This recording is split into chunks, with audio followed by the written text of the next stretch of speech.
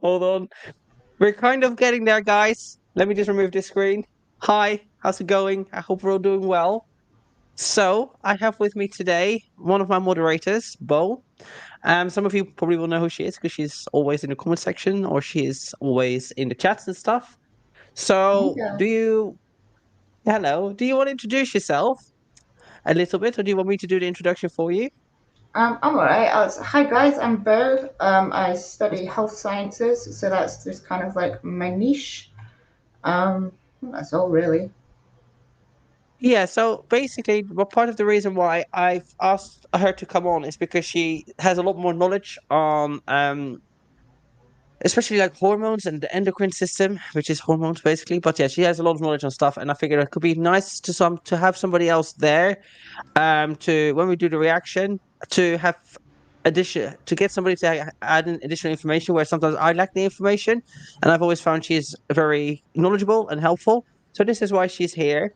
We probably will not do too much reading the chat. I will keep an eye on the chat, obviously, but we've got a lot to go through. And I only have 2 hours, and she also has things to do.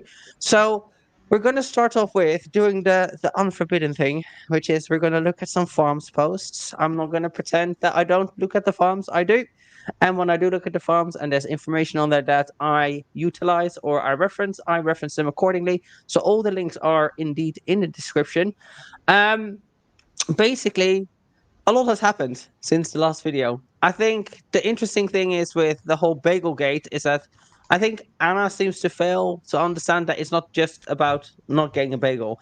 And before we start the stream, you pointed out that there might actually be a reason as to why she is emotional the way she is. Yeah, histrionic. Yeah, yes.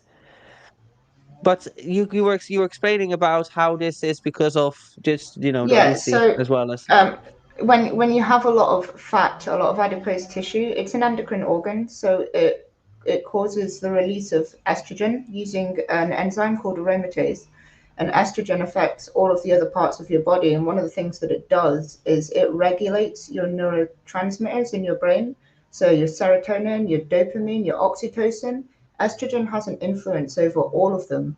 So it can cause them to be over-secreted or under-secreted. And so it can amplify aspects of a personality. So she herself is already quite histrionic in nature, the way that she's over flamboyant. And then that is probably Only a little. exacerbated by her neurochemistry, but there will be biological underpinnings to her behavior. Do you think that if for obviously a lot of the girls that we cover on this channel here, a lot of them have histrionic as well as some other personality trait disorders, allegedly conspiracy, but by our non-doctoral opinions. Do you reckon that if they were to lose weight and follow more healthy diets, do you think that would make a difference to how they behave in Yeah, life in I general? think, yeah, their personalities would stabilize. I think you see it with Amberlynn Reid, you see it with Foodie Beauty. They're very erratic in their behavior. And I think, yeah, so because their biochemistry would stabilize, their hormone profiles are completely out of whack. Because muscle is an endocrine organ, fat is an endocrine organ. It's not just your ovaries and your testes and so on. So their Yeah. hormones are completely out of whack. And if they actually brought themselves back down to a normal body weight, then they would have a normal regulating hormone profile, and that would help them to sustain a level of emotional state. Yeah, that would be interesting to see actually, because I do think it seems that whenever they do lose some weight, and especially with Amber, I mean I'm not too sure how it's going now because I haven't I only watch her when I do reactions to her, but she does seem to hey Daisy, she does seem to in general be more happy, more well, obviously she gotta be more happy, but she seems more stable the more weight Yeah. she loses. Because 100 pounds is still 100 pounds. On Amber, could she have done more, etc.? It's a whole different story, and we're not here to talk about Amber. But it is interesting to sort of see how that's all is interlinked, and it makes sense. I mean, like, also obviously what you eat, your serotonin sits in your stomach, right? That's not Yeah. dopamine. No, serotonin. Serotonin is in your stomach. So when people say Serotonin like, is "Oh, made unhealthy," from tryptophan, which you get from your food, and so it's made in your right? stomach and then taken to your brain. Yeah. Do you not take tryptophan before bed? Isn't it like a natural like a Yeah, sleeping so aid? Yeah, 5-HTP is a supplement people take before 5-HTP. bed, and it's because it's a precursor. And tryptophan is used to make serotonin. Serotonin is used to make melatonin in the brain, and melatonin is the chemical that makes you fall asleep. It's very that's really interesting. I didn't know that it was linked like that. I just know that I do take 5-HTP. And I sometimes take melatonin. It depends. But I also found just in general, just upping my magnesium dose, normally speaking, Yeah. helps a lot. So like most people undertake magnesium. I think the daily recommendation is something like 200 milligrams. But I think if you're a person that works out, you need more than that, and also different magnesiums work for different things.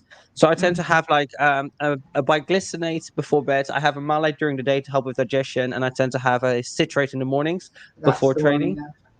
Yeah, so there's like different magnesiums for different things, but yeah. Um, so Veronica's saying, so shouldn't obese women take estrogen after hysterectomy or wait until they lose weight? I mean, like, obviously just to make it clear, We're neither not of us are doctors. doctors. I So can't just answer this that. is just we're just making, if we're making a comment, I wouldn't necessarily say about a hysterectomy. I don't really know how that works. If you should or shouldn't take uh, hormones, I think it probably depends. I don't know. Maybe initially, I really wouldn't know, to be honest. I have no clue on how that would work. I don't know if you have any idea on it. I'm speaking super fast then. I don't know if you have any ideas on that.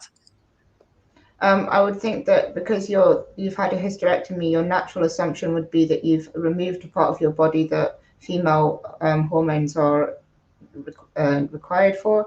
And so, because you're obese and you're releasing more estrogen, do you then still need to take estrogen after a hysterectomy? And I would say do exactly what your doctor tells you to do. Don't take information from people off the internet Yeah, in that regard. yeah. That's probably the way forward. But so yeah. Anyway, let's the first. So basically, the reason why I'm pulled up the farms is because there's been a lot going on. There's the bagel gate is something that has become a thing. I think we want to talk about that. But first of all, let me just start off with sharing the first screen, because the irony with all of this is that if you follow me on Instagram, you will know. So let me just share the screen. Oh, we can share the screen here.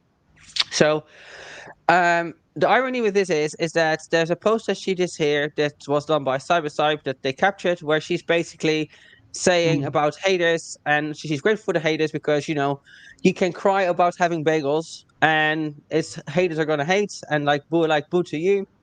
I get free bagels. I'm the one that's winning in the end. Yet here, before she changed the name of the video that we're gonna react to, she literally named it "I can't walk anymore." So I just failed to understand like where the dunk is and where the like who she is.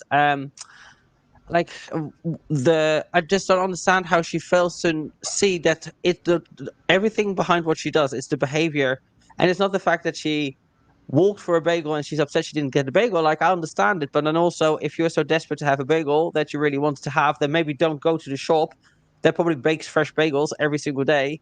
5 minutes before they close, or like an hour before they close, so that they're out of the bagels.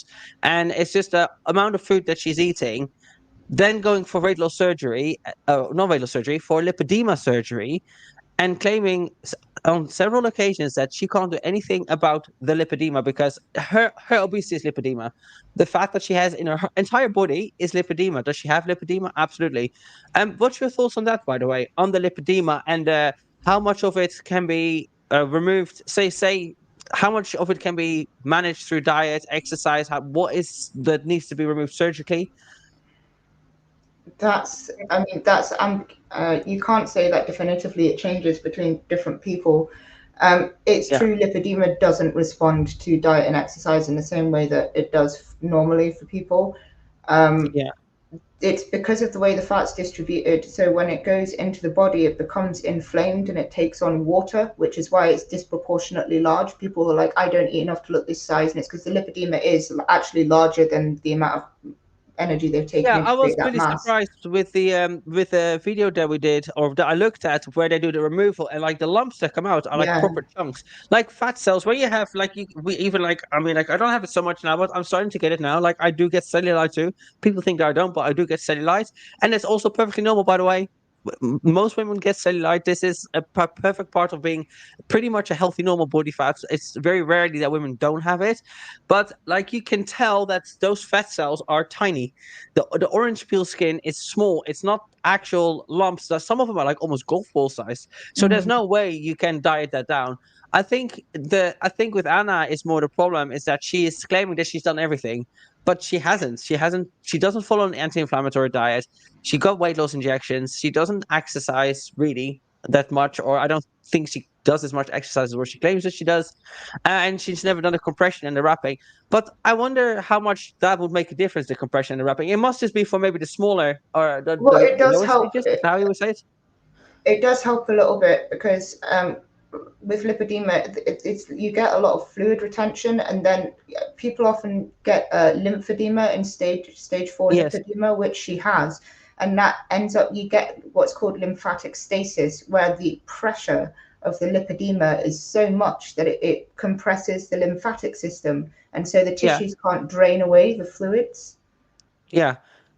Yeah. And actually, like, So by doing compression bandaging and stuff, it does help to alleviate that a bit. yeah.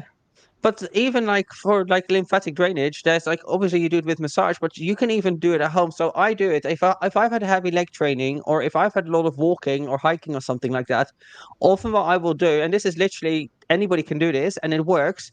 Ideally you should try and sleep like that overnight. But if you like lay just with your legs elevated, that causes natural lymphatic drainage. It's just a bit awkward to sleep with your like your legs up. But if you're ever tired in your legs or you feel like extra watery through your legs, which a lot of women do, if you just lay with your legs up with some pillows under your knees, that causes like it's not the same as like an actual massage, but I find that that pulls a lot of water out of Yeah, it the helps legs. the heart So with moving fluids and stuff and the lymphatic system to yeah, flow easier. yeah. So just if anybody ever has like tired legs, but let me just add back to the stage the posts that we had. So basically, the Jackal too, they posted a full day of eating. We'll look at the full day of eating, and there's no need for me to guess the calories because a very helpful Mm. farmer here called OttoWest, they have done the calorie count. And it turns out that Anna eats, from what she shows, when she is, recovering from an operation, around 4,000 calories, which gives us an idea as to what she probably eats on a regular basis, and which is why the fat loss injections and all the exercise wasn't working. Partially, the theory is that she was, what's it called now? She was getting the injections for free. It was like a sponsorship sort of deal. So this is why she stopped doing them. But also, you do plateau after a while. So let's just look at some of this, what she's the full days of eating, just to get an idea. Because I haven't actually seen this. I like to go into my reactions raw. So I've seen the post and I was like, oh my God, I really want to react to this. But it's all, I think, in the stories. So I don't catch up with their social media like that. So let's see. So Hi, my name's Anna. I have a condition called lipedema, and I've had a lot of questions about what I eat post surgery. So, post surgery. And the only thing is, I didn't see on the. I'm so sorry. It's just like I'm just like so eager to get into this because of this. She winds me up a little bit, but she's basically saying how post surgery is not the time to be worrying about your diet. When in reality, out of all the times when you should be taking extra care of your health, is like when you're sick or you're recovering from an operation. So the importance of um, having enough protein and eating healthy is I just don't understand how it's how you can say that like worrying about diet is not the way forward after an operation. I don't know if you've got any thoughts on this because you're really like Bo is like mega. She is like I'm into health, but I'm gonna say like you're next level. She makes her own kombucha and everything, which I'm gonna have to try. But it's interesting because yeah. But yeah, you're Share right. your thoughts on it. Post-surgery, you need more protein because lipedema, especially with high estrogen, you're affecting collagen. Estrogen's involved in the synthesis and the distribution of collagen, and it's also involved in the distribution of body fat. So you need a lot of protein post-surgery, because if you've got lipedema, your collagen is compromised, and collagen is the most abundant protein in the human body. It's in your ligaments, your tissues, your joints, your skin, your hair. It comes in multiple types. It serves so many functions. So if you are protein deficient post-op, then you're gonna heal at a much slower rate, and it's gonna, you need a decent diet as well to support that kind of growth. Yeah. So in terms of like, I know that there's a lot of myth. Like I was even talking to a girl from the gym about this. There's a lot of, I feel like, misinformation around like how much protein you need, and obviously it depends on how about how big you are, how much body fat you have, etc. But I'm pretty sure that like a gram per pound of body weight, or your goal body weight, is the way forward, right? Usually speaking. And when you're in a deficit or you're trying to build, you can have a bit more. But in theory, it's like really hard to overeat on protein. I mean, some people can get kidney problems, but in general, like having like a pound per pound of body weight, that's the that's the sort of golden Generally rule, right? accepted rule of thumb, yeah. Yeah. So anyway, let's see what she has to say about post-surgery diet. Sorry, I'll just go. So what I eat in the day video. So one of the things they get on you about, like, literally right away is hydration. So I drink liquid IV, sugar-free, pretty much in every like jug of water I drink. So what is this she put in here? Much in every liquid IV, sugar-free. I don't even know what that is. Liquid IV, sugar. Liquid IV. Do you know what that is? I think there must be electrolytes. I guess so. Yeah, I have no idea what this is. Maybe somebody in the comment section can comment. It looks like an American thing. So, liquid IV. It says liquid IV sugar. I don't know what it is. I've never had it. Free. So it's like a glucose drip that you drink or something. We got a stabler tripod now. This is what I'm having for breakfast. This ratio protein, 25 grams. New brand for me. Never tried it before. So I'm not necessarily against these protein puddings, protein yogurts. I actually recommend it to a lot of my clients that struggle to get in protein through eating animal products, because like it is really filling and really satiating. This is why a lot of people lose weight eating whole foods, eating more protein, because it's just more satiating. So I think they're really good. The soft baked nutty banana bread. I don't know the calories on this, which we'll look at in a second. I'm sure that this kind of stuff is healthy. It's whole foods.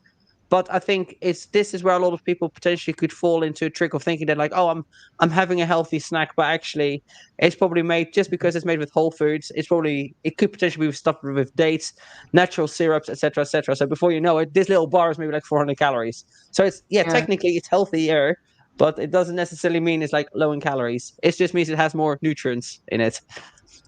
I'm also having this Simple Mills almond flour banana bread. This ratio one's actually really freaking good. A little mid-morning snack. Again, Hi, my name's Anna. I have a condition called sorry. Little Very hummus pizzas for lunch. Sorry. It's very interesting to see that from all of the protein she's showing so far, as well as shake and the yogurt. Let's see if she's going to eat any, actual proteins, or if we're just going to stick with the bars and the snacks, which I'm not against having a bar or a snack. I think it's perfectly fine. But I think you should also try and get protein from like actual food sources, which I suppose yogurt is. Yogurt is. But yeah, I don't know. We'll see if there's going to be like some chicken or egg or something like that. So Emily Matt's saying that liquid IV has alanine, L-glutamine, allulose. Right. Okay. So it's just like a sort of electrolyte and vitamin drink. Oh, fair enough. Yeah. By the way, if you are somebody that gets Botox like me, apparently you should be careful with B vitamins. It doesn't work. It makes it dissolve quicker. Just on a side note, my doctor told me, I'm like, okay, I can't do much about that, I'm afraid. Somebody's saying, I think I will start using magnesium. Yeah, you should. Magnesium is really beneficial. It's like one of the things, a lot of people that feel fatigued throughout the day, and I was experiencing this earlier, is that I didn't have enough salt because I woke up. I didn't eat as much as I did normally. And I did a sauna after training, and then I went to my massage salon, and I didn't have enough hydration and enough salt. So that can help with fatigue, but magnesium will also make a big difference. And in general, just your well-being, digestion, everything. So magnesium is a very good supplement to incorporate into your diet. I reckon anywhere from like 3 to I guess 900 grams, depending on like how active you are, but 300 grams at least, or milligrams, not 100 grams, but that'll be a lot of magnesium. But 300 milligrams is probably a good thing, and have it before bed if you're struggling to sleep. It's like that's usually recommended. A good time a day to do it. It doesn't make you Magnesium sleepy. It just helps you glycinate sleep. specifically before bed. Yeah. So there's a lot of different magnesiums out there. Maybe if you can find one that's like a mixture of different things, that's good as well. So let's see this one here. I'm literally like obsessed with these. I'm also having this Go Active. It has electrolytes in it, so that's on It looks like a fruit juice drink. top of the water. And Is there any reason for her to have this many electrolytes? Like I understand the need for electrolytes if you've been running a marathon, if it's like very hot outside. But is there a need for having a lot of electrolyte drinks after an operation when you're obviously extremely sedentary? After an operation, yes, but Anna in her everyday life, no, because she's not exerting herself enough. She's just creating expensive urine. Okay, so what's the need for all the electrolytes post surgery then? Well, because when you go through a surgery, your body's gone through a massive shock and you've lost a whole bunch of fluids, and so it throws everything out of kilter. And yeah, they keep you on IVs and stuff like that, but you need to provide the fuels for the body to regain homeostasis, which just means equilibrium balance, because it's a massive shock to the system. So just supporting that. Yeah, somebody's asking, is having too many electrolytes bad? I think it depends maybe on the type of electrolytes, but I don't know. I think you just mostly pee it out, right? No, like mostly, I mean, like maybe like potassium and stuff like that could like too much. I suppose, like it could probably have a negative effect. You can get like I don't know how much hyperkalemia and stuff. Yeah, but you would have to take like really. This is kind of like chubby emo territory amounts of like you would have to take, right? I think with it all stuff like you can't take it. You can't take it in a. It can be too much, but for you to end up in the doctor in the hospital with health problems, like either you need to be unlucky and have some sort of like problem within you, or it has to be like extreme amounts, like where somebody drinks like I don't know, like a Red Bull isn't great, obviously. Like 2 Red Bulls isn't great, but yeah, if you drink 40 Red Bulls, you're probably going to go to hospital. So I think it's like a bit like that. But I would suggest just stick with the recommended servings. Most supplements that you buy, they have a recommended daily amount to take, recommended serving size. Just stick with that. That applies to most people. So. Also drinking at lunch. Afternoon snack, I'm having Catalina Crunch. The cereals they make, disgusting. But the snack mix, next level. It's a lot of snacky foods in it, not a lot of actual food. They're not necessarily like bad snacks. They're like healthier than chocolate bars and crisps, but they're still just snacks and not food.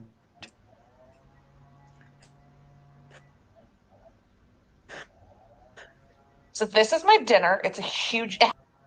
That doesn't look too bad, to be fair. Like I probably would smash that. I would eat that. That looks pretty good. Chickpeas, is that egg or is that rice? I'm not too sure, but yeah, it looks pretty good.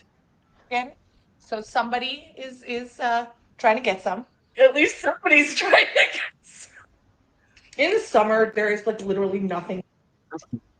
Okay, I can smash a big bowl of salad, but that is like a really big bowl of salad, to be fair. But at least it's vegetables. She's getting the micronutrients, I suppose. You can't really overeat on those. Better than. Oh, it's finished. This is why. Salad. Last but not least, I'm eating this pumpkin spice, I guess, like frozen yogurt I made with my Ninja Creamy. That's got to be a massive amount of calories. Sorry? That's got to be a massive amount of calories. Yeah, it depends on how you make your creamy. Like I make creamies and mine are like pretty low calorie because I pretty much only use whey protein. I don't know if she's going to go into the detail of it, but we can see afterwards. We can go through the breakdown of what she's had and the calories of it. It's not a summer treat. Pumpkin spice is not for summer. Oh, or is she using like in America? I don't know if you know this, but I think you get like pumpkin spice in a jar.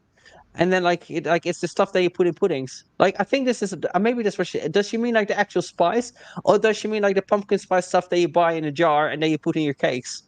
I wonder. Now it is. If that's the case, then yeah, it's like really high calories. So good. Plus the pumpkin helps you poop, which is like a challenge. Yeah. I'm sure if you're fucking stuffing 4,000 calories. I mean, to be fair, like constipation does happen with medication, especially if you're on painkillers, which she alleges she's not on. So I'm not too sure why she would have a difficulty pooping. Go to the toilet. If you're not on painkillers, it shouldn't be too much of a problem. But I think if you stuff 4,000 calories into your body, there should be some movement. But yes. I'm obviously not eating in a calorie deficit, which you should not do post-surgery. You need to heal, and it's not the time to focus on losing weight. It's the time to focus on nourishing your body and helping it heal.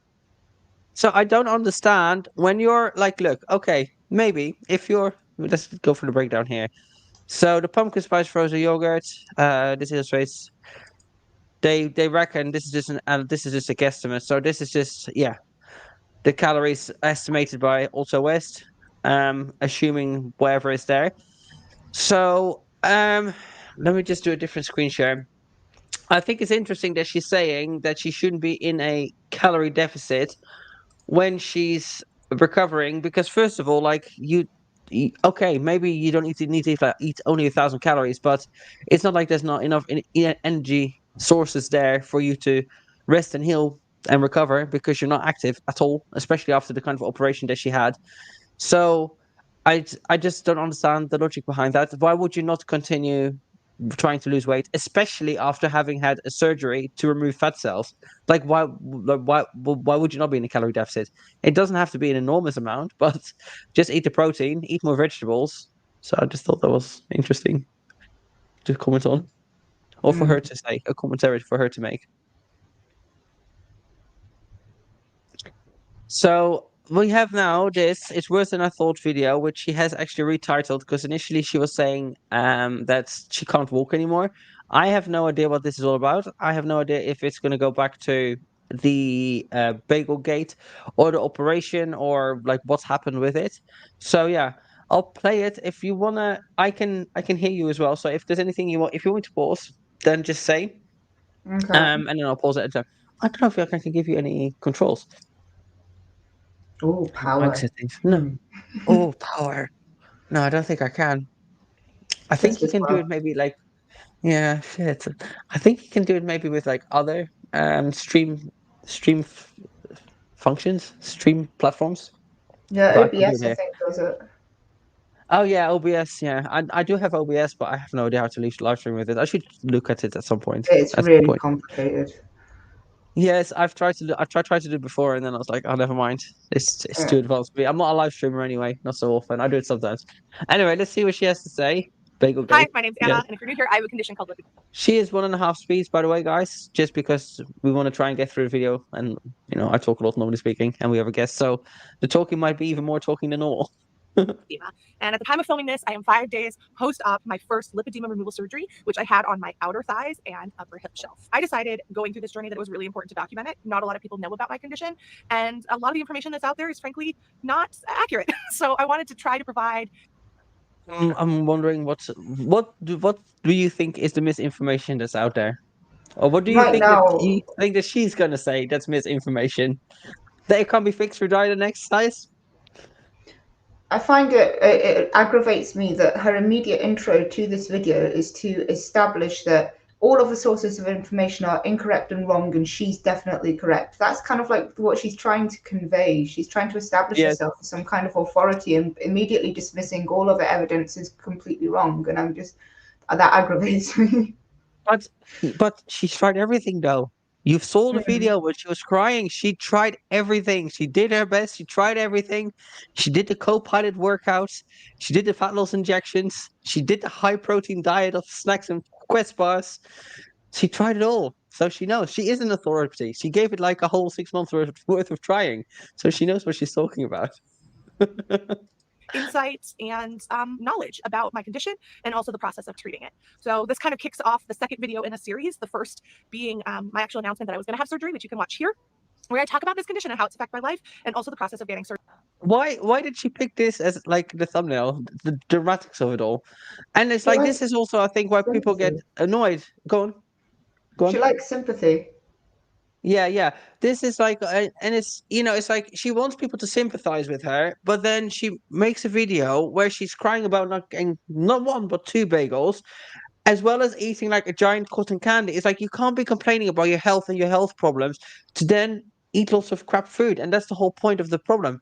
It's like it's not the fact that you had a bagel. Like people understand, like everybody looks forward to eating something sometimes, and if you can't have it, yeah, it's annoying, it's frustrating. I understand why you're tired and you get there and they don't have it, but it's just the whole attitude around it. When she was filming like in front of the candy, the what's cotton candy shop, the fact that the cotton candy is like, oh, I had she even wrote like I had some or a little cotton candy. It's like, bro, the thing was like half your size.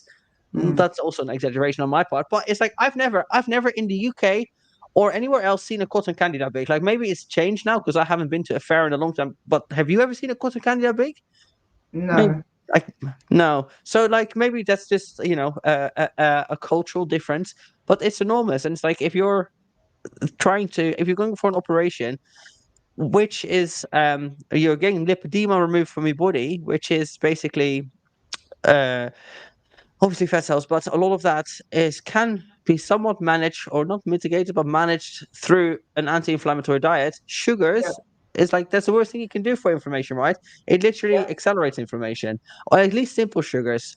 I think like fruits and stuff is maybe not as bad No, because because they're it's bound with fiber in it. fiber, so they go through better. Yeah, But simple carbohydrates, they basically get yeah. translated straight into sugar in your body. The molecule is so easy to break down that it's just jacks up your blood sugar straight away. Yeah, so it's just like it's not the point that it's the point that you're crying about your health to then be eating a lot of crap food. That's just what gets people's backs up, you know? Surgery. So today kind of kicks off, I think, a very exciting part of the journey, which was A, selecting my surgeon, and B, preparing Exactly myself this. for an assessment of how much lipedema has affected my life. So first and foremost, about 2 months ago, maybe even longer than that, I'll be honest, my brain is really foggy post-surgery. So This is also another thing. Like, I don't understand how it's very obvious she has lipedema. You can tell, by the fat on her body that it's not just fat, that it is lipedema. Because if you look at her arms and you look at her neck, it's a very different fat. Oh, sorry, it's a very different fat from how it's on her legs. Because on the legs you can see the actual fat nodules, I guess, like the lumps of fat that are the lipedema. So I just don't understand how she can let herself get to such a stage of having such extreme lipedema and like not have been to the doctor about it. Maybe she has, but I don't know. Maybe I feel like she's the kind Personal of person that doesn't want. responsibility has never been her strong point, though. No, but I'm sure doctors have told her to follow an anti-inflammatory diet and do the wrapping and do all the things. And I just think she just doesn't want to hear it. And she just wants to have surgery and thinks that that's gonna magically resolve everything. But when you have the surgery and you get the actual fat cells physically removed from the lipedema, surely they can just come back again, right? Not the same ones, but you can If just you create new continue ones, to right? eat, if you continue to eat the same diet, then the disease will just continue to proliferate in your body. Because at no point during the surgery can they remove all of the lipedema, and lipedema is diseased fat, and it is a disease that is like if it's present in one locale in the body, then it can quite easily transfer to another. So if she continues the way she will, it will just come back. Yeah, but it is something that, like, one thing that I'm personally not like you, well, a little bit confused about is that I know that it's not necessarily something that is caused by obesity because you can be not obese and still have lipedema. But then because it's estrogen driven, it's Yeah. more likely to happen with women that are obese because of like your estrogen levels are just so high, so therefore you're more likely to get lipedema. That's correct, right? So women, we carry genetically more body fat. Body fat is the endocrine organ that releases estrogen via the enzyme aromatase, and estrogen is, well, they don't actually know the exact cause of lipedema. They just know that there are factors that drive it, and that is one of the key contributors. So that's why it's more common in women, because obviously estrogens are more dominant. Yeah, and this is also why you see it probably more in obese women because their estrogen is extremely high, right? Yeah. Yeah. So don't trust any dates I say because I'm not even sure if they're correct, but I think it was April I went. I think. I flew to LA and I saw several doctors about potentially having surgery.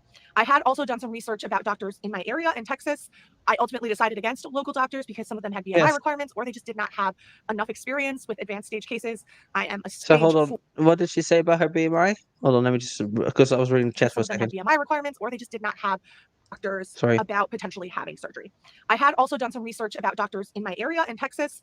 I ultimately decided against local doctors because some of them had BMI requirements or they just did not have enough experience with advanced find that really interesting. I think if you're a doctor and you specialize in lipedema surgery, I don't understand like what the BMI requirement would be, unless she's too big to be put under anesthesia. But it's not done Yeah. under anesthesia though. Like unless she's talking about like weight loss surgery, maybe I'm not sure.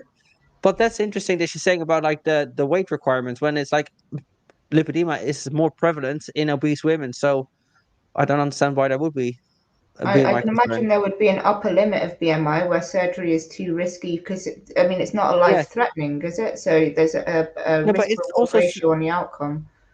yeah, but it's also done under local anesthesia though. You don't go Yeah, under completely. They just numb you to whichever part they cut open and they remove the lipedema. So I don't know. I don't that's understand interesting. that either. Yeah, unless she means like she was looking into getting fat loss, weight loss surgery, as in like bariatric surgery as well. Yeah, Then maybe, that would make maybe sense she's because you like, have general anesthetic. Anything that puts you under, there is definitely an upper BMI limit on that kind of thing. yeah. It's just interesting she said that about the BMI requirements, especially because it's just strange. Stage cases. I am a stage 4 patient, which we will talk about later what that actually means. So I needed to find someone with a lot of experience in treating this condition. Okay, so I'm here in Los Angeles and I'm a little nervous right now because I'm going to my first appointment with a lipedema removal specialist in Los Angeles to see if I'm ready to start that process. So there was actually somebody sent me a link on Instagram, and there's another girl that did a video on it. I can't remember her. Hold on, I've got it in my review list here. If I remember, I'll put in put it in the link here in the chat here. So it's from the Tiny Blue Anthropologist. I don't know if anybody watches her, follows her. I've never heard of her, but she covers Anna as well. Let me just get the link here and share it. And she was saying that it looks like this particular collaboration, so to speak, is probably completely like per her findings and hashtags and all the research she did. It's done pretty much completely because of sponsorships and like it's a deal. So she didn't go out of her way to find like the best surgery. It's just like they probably approached her and were like, yeah, we can do something for free here, which is, I mean, fair enough if you can get free surgery, but I think you should just let me just share Disclose her that channel here. openly. Sorry? Disclose it openly. I think she's mentioned it once to her audience. It's not. Yeah. Yeah, and it's like it's the same with the fat loss injections. Apparently, that was all sponsored as well, completely, and this is why she's still taking them because the sponsorships fell away. Which is like, there's nothing wrong. I think obviously as an influencer, like part and parcel of it is that you get sponsorships and you get deals, but also to just essentially promote very serious operations. It's not serious, but to promote operations, when you haven't done anything else to try and fix it, really. I think it's it's a little bit irresponsible, isn't it? And the fact that she's Yeah. not properly disclosing that this is a collaboration, you do it for me. Basically, I get this for free or at a huge discount, and you get a following out of it. I think you should. It's That's like I'm disingenuous pretty with her audience, sure for you sure. should make that. Oh, you just broke up. Could you repeat? You broke up for me there for a second. Could you repeat that, Oh, please? I was saying it's disingenuous toward her audience. Just she's Yeah. not being Yeah. clear with what Absolutely. she's doing, Yeah.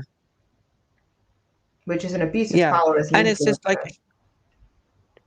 yeah, and it's just also the fact that she's saying that these doctors said, and that she's just outwardly saying that there's nothing she can do. She's tried everything and there's nothing she can do, which is just an absolute lie because there's like a lot of her body that is not lipedema. So, yeah. From what I Let me know pin and this what I've actually. seen, this process might take up to 2 years for me. And in talking with my other medical team members, they think that it's best for me and my health to start the process now. So I just got back from my doctor's appointment, and I'm going to be really honest with you, I'm still really processing everything. Over the last 6 months, I've had a lot of trouble losing weight. My body's changed, but I haven't lost weight, and I had started to really punish myself. It's like the fat loss injections weren't working. Who would have thought? Who would have thought that that losing weight is hard, especially if you don't follow a diet, you don't like exercise properly? Who was surprised by that? So, yeah. Did you have something to say or? I was going to say, was she not saying that she was actively eating through her weight loss injections, or was that just Amberlynn Reid? No, she did as well admit to that in the video when she was crying. Okay. So yeah, she did say that. So, but this is pre-surgery, right? This is after. Yeah, so this is pre-surgery. So this would have been when she's come off the fat loss injections. Yeah.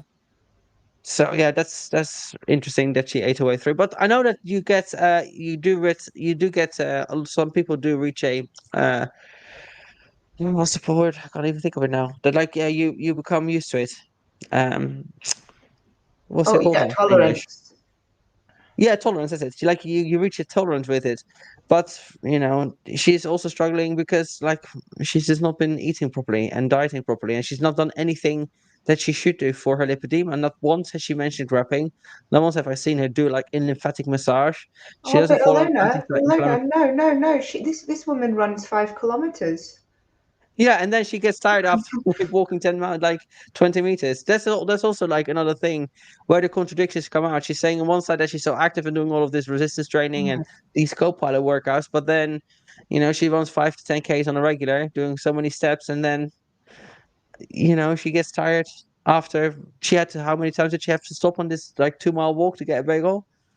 You don't undo your progress that quickly. I mean, like you can undo some progress quickly, but come on now, not from running 5 kilometers to struggling to walk, not even a kilometer, basically.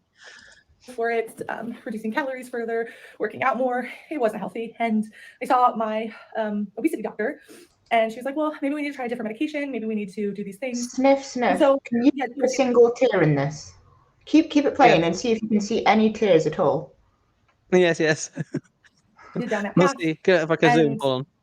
I still really haven't been having like tons of Oh. results, but we knew that it might take time. Today, meeting with the lipedema specialist, and I'm sorry, I'm like halfway between crying and not crying all through this, so this is gonna be a mess. But It's called trying to act. I'm trying to muster up the tears, but I can't quite do it. This is where I think it's histrionic and she's just doing it on purpose. Yeah. It's interesting. It's interesting when people try to muster up the pity, and then you know it's acting as a challenge, I suppose.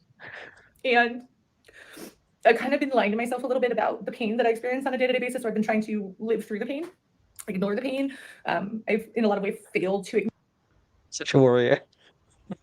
And it's just like, so you have all these things and you're crying about all, like, this is the thing that I don't understand, right? This is, let me just, so if we go to, oh, we didn't even watch this video. So she's shared a stab. So we're just watching a video again where she's crying about her health, her pain. Oh, boo-hoo me. Now, what's the point about this? You're grateful for your hate because they relentless shame about crying over a messed up order. You got free bagels from NYC. Life is good, karma's better. I don't understand how she can't see the fucking irony in this. You are literally creating videos, crying about your health, crying about the pain and everything else, and there you sit with how many fucking bagels are there? Like what? It's 6? cognitive dissonance at its finest. It's just like, bro, like I'm not like people like me that make videos and other people that call you out because of your behavior for the most part. Like my karma is fine. I'm not sitting here crying about my weight and not being able to move and like being unhealthy and needing operations. So like I don't understand where the karma is. Does this give you strong Tess Holiday vibes, saying she's anorexic Yes. and eating on camera? Like, Yeah. Some apparently there's theories going around that might be next. That she's gonna well, I'm from words. So wow, that is going to be the next thing that she's got like an ethnos, like an undiagnosed eating disorder, which I'm sure she does. Like obviously she has problems with food, right? Like you wouldn't get to this size without having some sort of like underlying mental problem that makes you eat and like some sort of eating disorder and a food addiction or whatever it may be. But it's just such a weird flex. Where is the flex here? It's so good. It's so good. It's so good. You need to have operations to get fat cells removed, and you can't walk, and you're always in pain. Good for you. I'm very happy that the bagel tastes nice. Like it's just wild to me. But let's get back to her crying about her health, though. Acknowledge that pain. And when he was like prodding me to feel for the lipedema, because they do like a full like feel you up to feel it inside your body. It just was in a lot of places, and I allowed myself to feel that hurt, and it just is like. Do you reckon this was before or after she ate 6 bagels that she felt all the pain?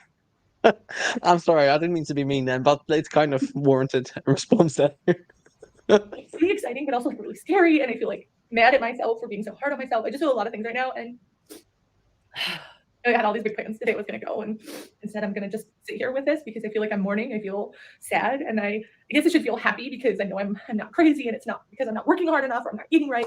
But at the same time, So basically, it's again, she's taking zero accountability for anything she's done. We've seen her full days of eating. We see her posting videos of her stuffing her face with bagels, eating giant cotton candies.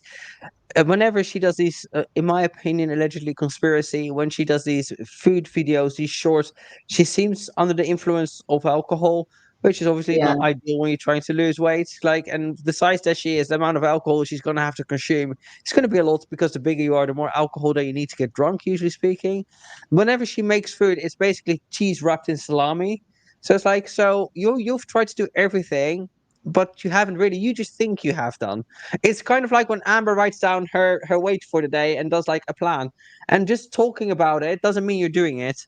And I feel like she thinks she's doing something because she has like a meal that has high protein. You need to do a little bit more than that. And you need to be consistent for a long period of time. But to sit here and cry and say like, I've tried everything, it's just, Not I don't true. know if she's lying to herself or if she's just trying to convince her audience. Like, what do you think she really, do you think she truly believes this? That she truly thinks that she's done everything she can do? I think that she knows subconsciously that she's not, but I think that emotionally she's very used to engaging in self-deception, and she's a very Right. psychologically unhealthy person. Yes.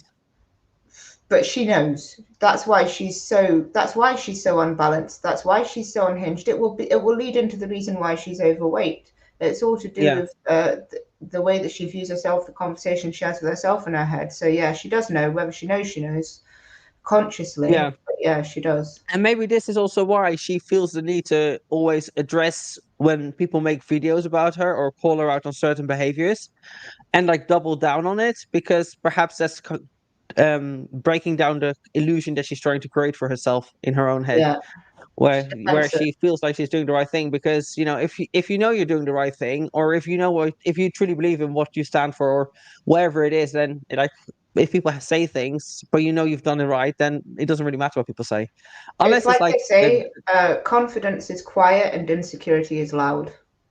yes, very true.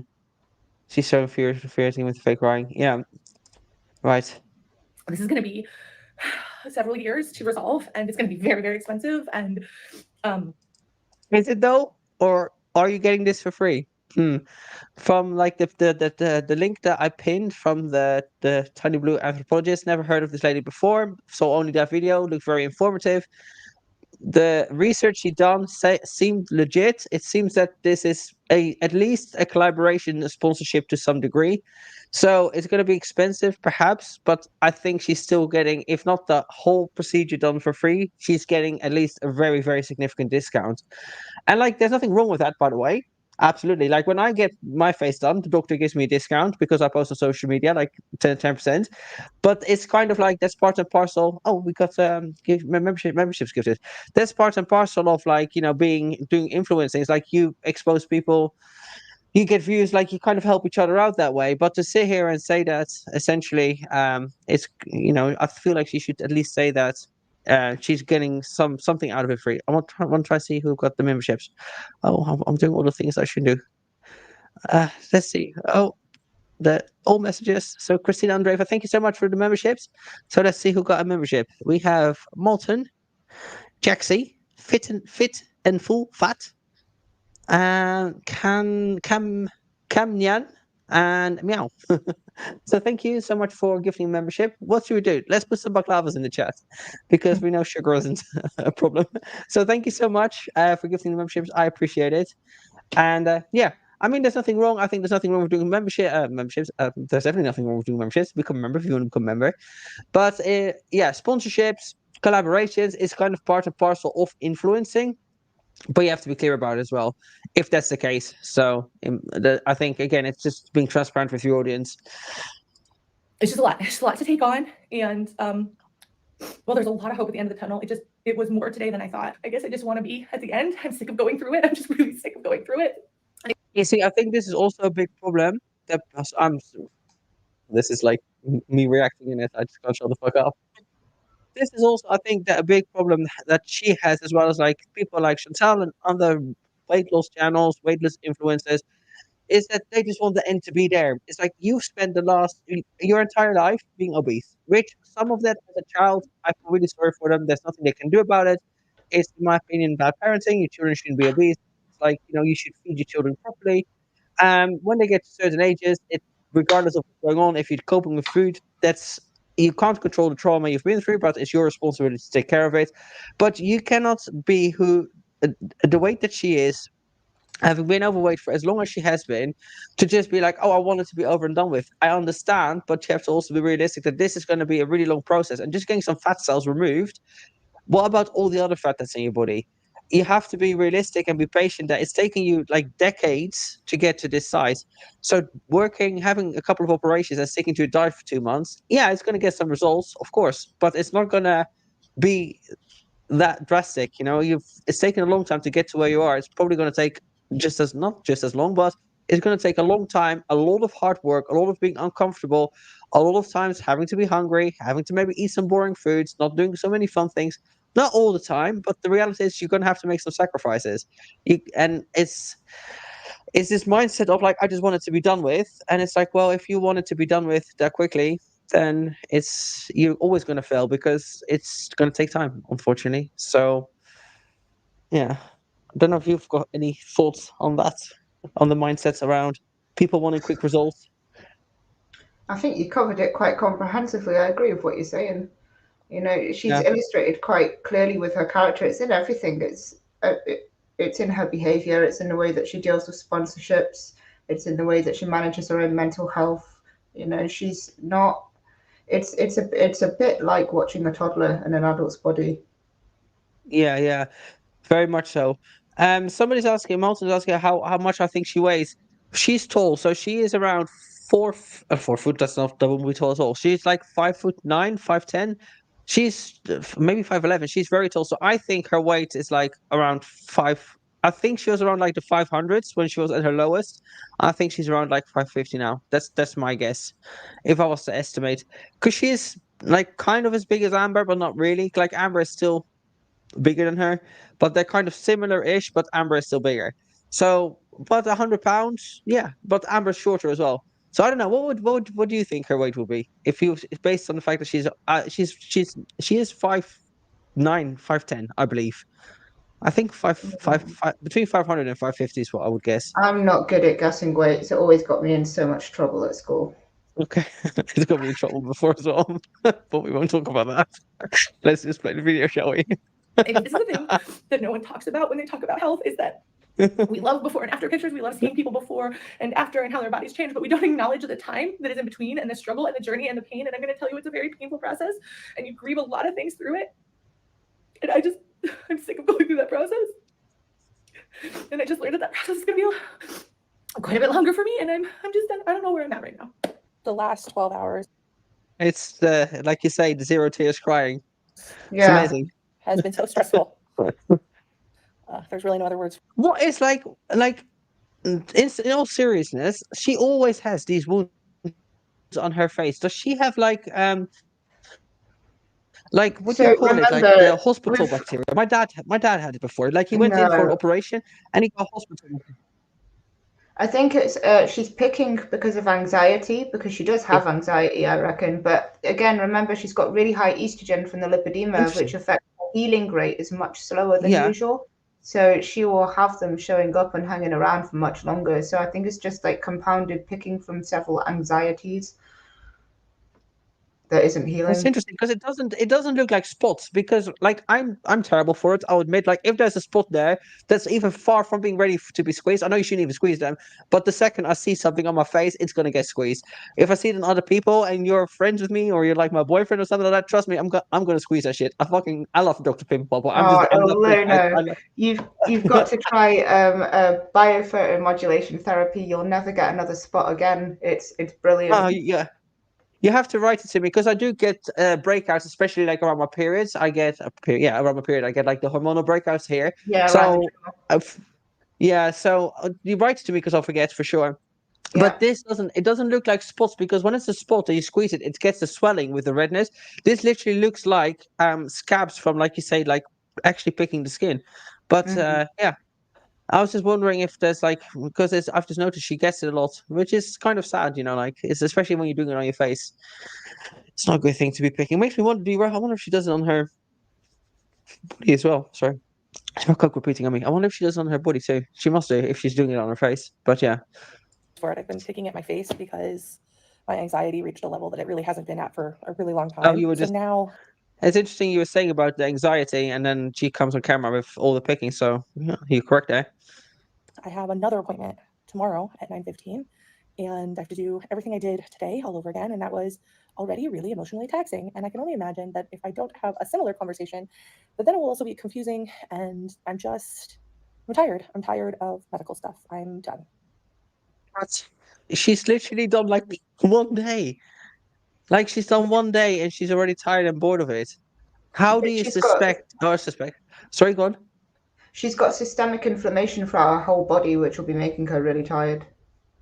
Yeah, true. But also, it's like you've only done one day so far. You're undergoing several very pretty severe, like the videos of the lipedema removal. It's not a delicate. Oh, It's not a delicate operation. Like it's pretty brutal. So you've only done one day of just sitting there and talking to people, but you're gonna undergo weeks and weeks and 4 operations in total with weeks and weeks of recovery. I think she's kind of like underestimating what's involved and like how hard it's going to be. And and it just shows again like the mindset as well because she's already struggling and she hasn't even done anything. She hasn't even had an operation or done anything. She's just had consultations and that's it. So yeah, it doesn't bode well because if you're already so fatigued mentally and you feel so stressed out and anxious when nothing has even happened. She ate a week's worth of bagels. Yeah, we covered that already. But this is why I think some people fail is because they're just so quick to not give up because she's not giving up as such. But it's like she thinks she's mentally tough, but she really isn't. It's a very much like, oh, it's difficult, so I'm just gonna just who can't feel she sorry for thinks myself. she is versus who she actually is are quite different. Yes, yeah. I suppose we all have days and we all have moments, which is normal, but I don't know. It's just Not when it's interesting a that whole everything's always a personality, struggle. though. Yeah, that's true. I would like a break from it, but unfortunately, that's not how this works. The anxiety is real, but I got ready. I put on a cute outfit because you know what? Some days that's all I can control. I can show up looking my best. And do you know what? I agree with her on that. Sometimes when you feel shit, sometimes if you're in a mood and you're not feeling yourself, sometimes you do just need to put on a nice outfit and put on some nice makeup to feel good about yourself. I don't think there's anything wrong with that. So yeah, I agree with her on that. So just thought, when she does point out something that's I agree with, then I'll give Took her 1 the credit. hour, an hour to find something that we agreed with. Yes. Even if I don't feel my best. I guess I'm just like overcompensating for how emotionally wrecked I feel. And yeah, I'm wearing this bra that does not work with this top, but I'm gonna have a denim jacket on. And the only reason I'm doing that is because this is a good bra to get prodded in. The robe, she's not fitting, but that's okay. We're here for doctor's appointment number 2. So here we go. So I thought this clinic specialized in like obese people. How come, or like supermodel leaves stage 4 like lipedema and stuff like that with high BMIs? How do they now have robes that fit? That's interesting. I would have thought that unless they don't come in that big, I don't know. But I don't know. It's just an observation.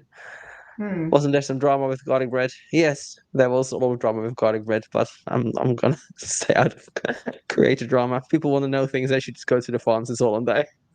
I got done with the appointment and I just had a quick chance to go to the airport. And what's good is I feel different after this appointment. After my first doctor's review, I felt really anxious and uncomfortable. And after this appointment, I feel very hopeful and excited. Oh, it's the beginning of a really exciting new journey. And I'm gonna take you guys along for the whole way. I'm worth it. I've done a lot of work and it's time to now take this step.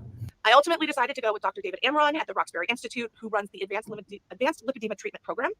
There's a lot of reasons why. Again, we'll address that in a later video.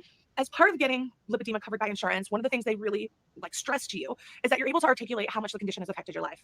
So in order to kind of do that and show you guys on video, we went to a gym where I was staying in New York for something totally unrelated.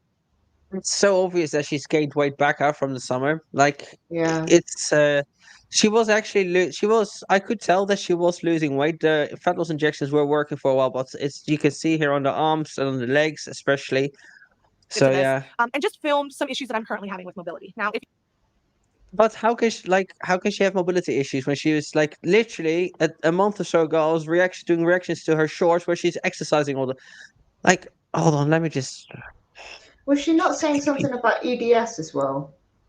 Ehlers-Danlos syndrome. I think that might come off. lipedema treatment One program, second. Hold on. there's a lot of reasons. Wait. I think that might come still because I was reading about it on the farm, so Right, they I won't mentioned it. mention it then. So it might come, but yeah, I think that's something that she's going to mention. So how is it that she is saying about the mobility and the struggles that I'm having, and then she's like, not even that long ago, the summer feeling right behind me in the gym. So it's just like literally, when were these? Let's see. Can I see it and information description? 30th of May. Oh, that's quite a while ago. That's a few months ago, to be fair. But like, still, what am I doing here?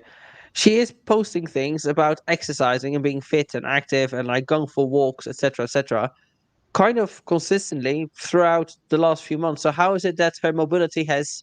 Oh, sorry, I just did the wrong thing here. I always forget that you have to like push the different screen tabs and then like share on StreamYards. It's like you're on one side saying you're so fit and healthy and like, oh my god, health at every size, and you can't tell how she doesn't really say health at every size, but she's kind of doing that body positive movement propaganda stuff. But then now she's saying, oh, my mobility is so limited. That's okay.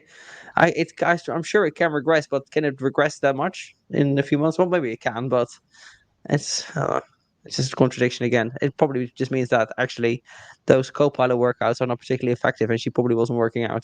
That's what I think, for the Yeah. most part. So people are saying lipedema is hypermobility of the fat cells. I'm not sure what you Yeah, mean by that.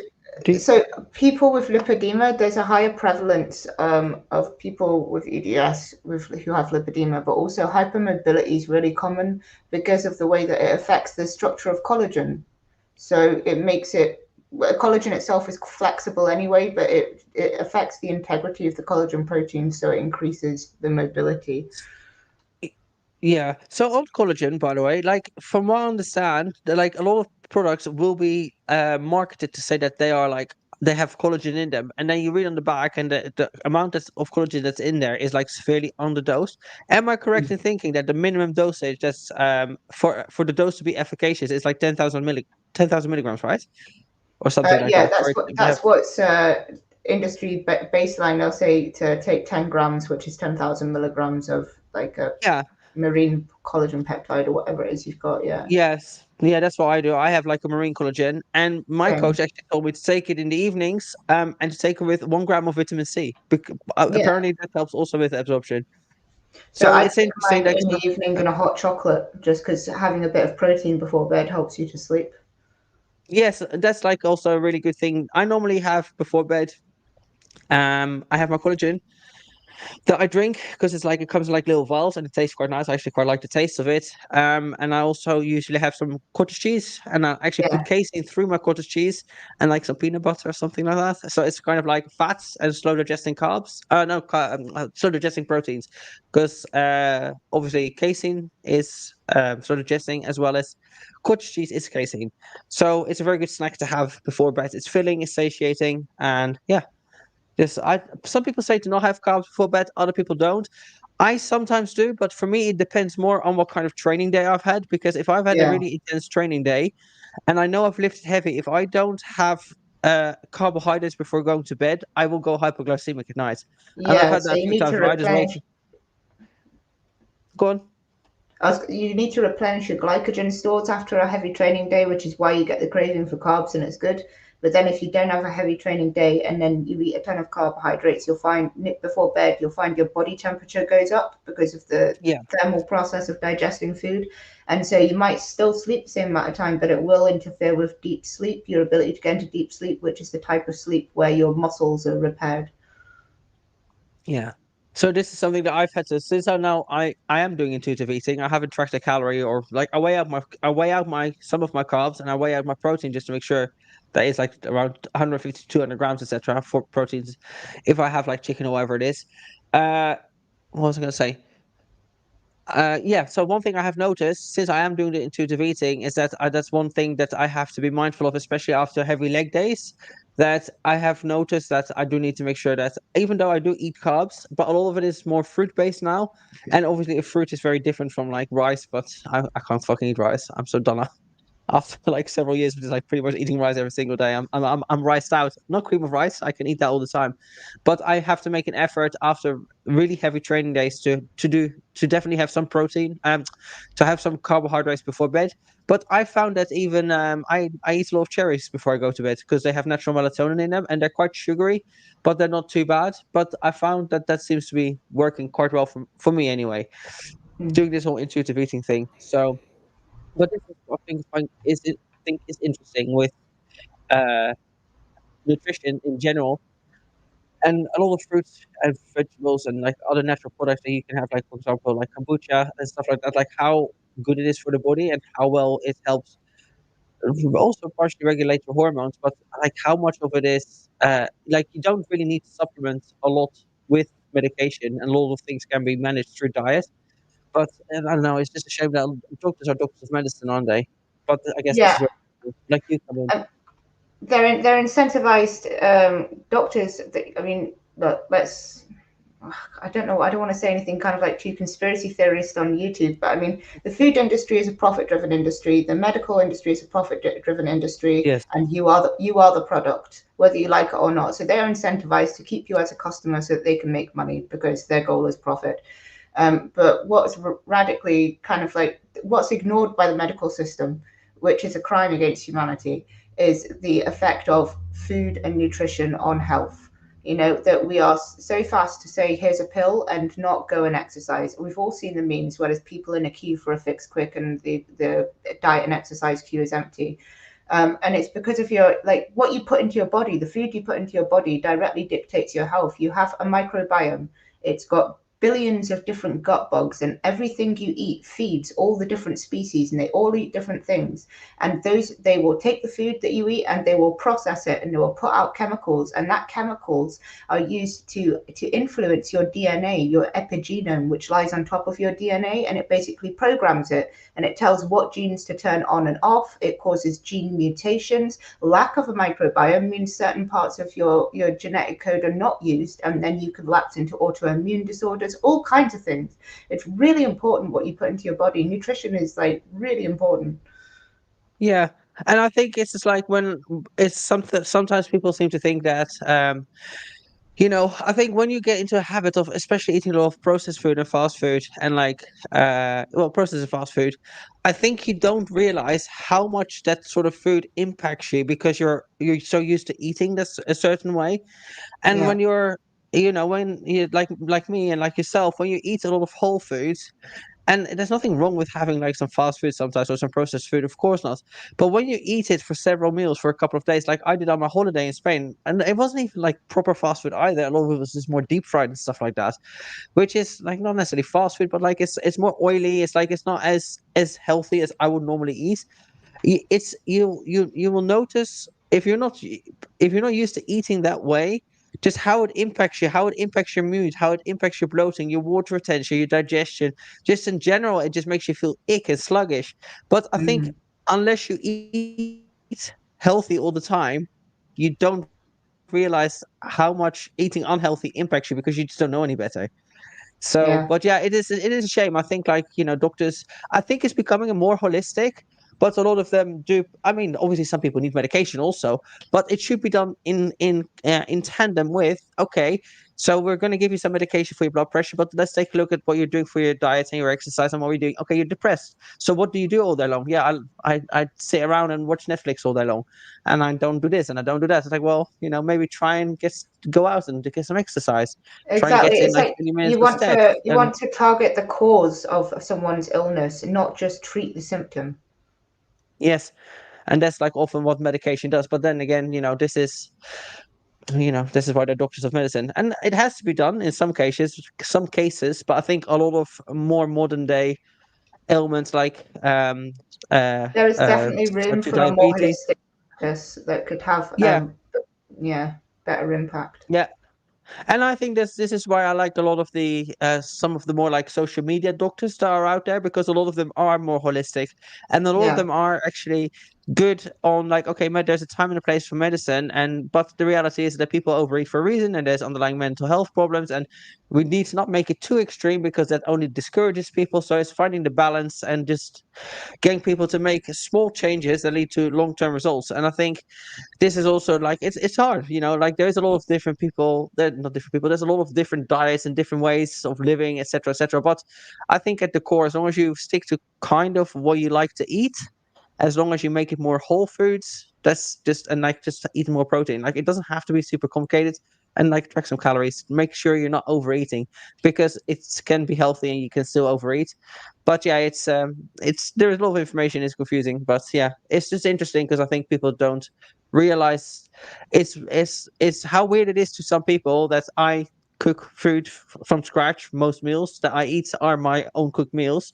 For me, it's just as weird that people eat fast food every single day or eat takeout every day. I just find that, I think it's partially a cultural thing. It's more so in the UK than what it is in like other parts of Europe, and it's becoming more prevalent in the rest of Europe as well. But from what I understand, in the States, it's so common that people eat out like at least once a day. And to me, I just find it super strange. But yeah, Dr. Campbell on YouTube is brilliant. I actually don't know who that is.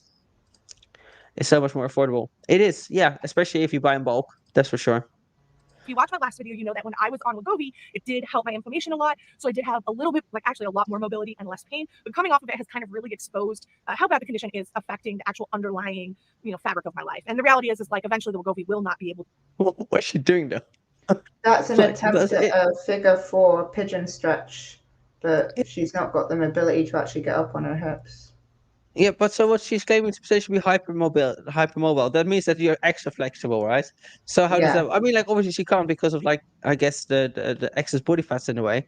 But it's nobody needs to see like videos of her struggling to do anything because it's obvious you're gonna struggle. Like it's normal. But again, she was on a cruise not that long ago, saying that she was doing laps on the cruise ship, and she's doing all of this walking and exercise. So we've gone from this point now that you can't even do a stretch, basically, from having been like a weightlifting queen a few weeks ago or a couple of months ago. Like you don't regress that quickly. I mean, you can, but it just doesn't make sense. To help solve this problem. So we need to deal with it before it gets to that point. So we did our own like kind of little video assessment.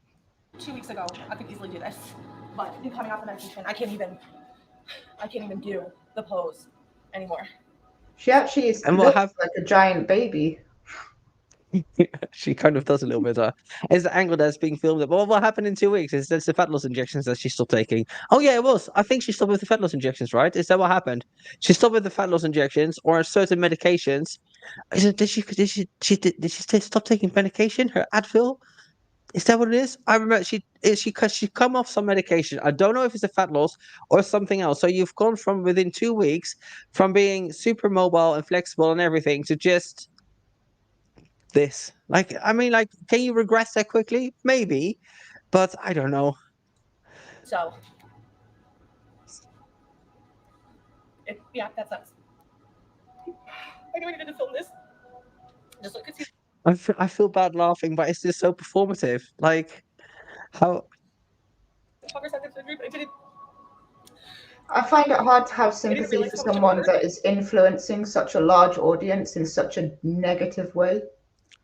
Yeah, this is the thing as well. This is part of the reason why, it's I cover her. It's just because she does have something like 8 million subscribers across like all of the platforms, which is absolutely Like, I mean, fair play. If you get that many subscribers, good for you. Maybe on one day I'll get there, probably never, which is whatever. It's fine.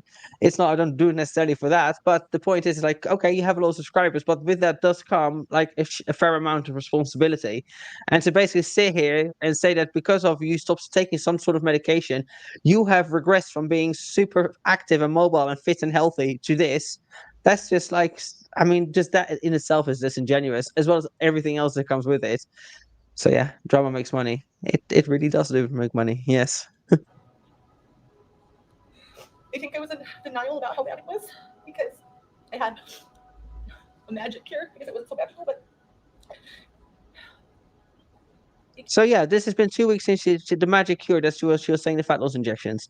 So this is two. She claims that this has to be 2 weeks after the fat loss injections. So she stopped doing them, and now she's regressed from that to this. That doesn't even make sense, does it? It doesn't track. I'm No. sure. No.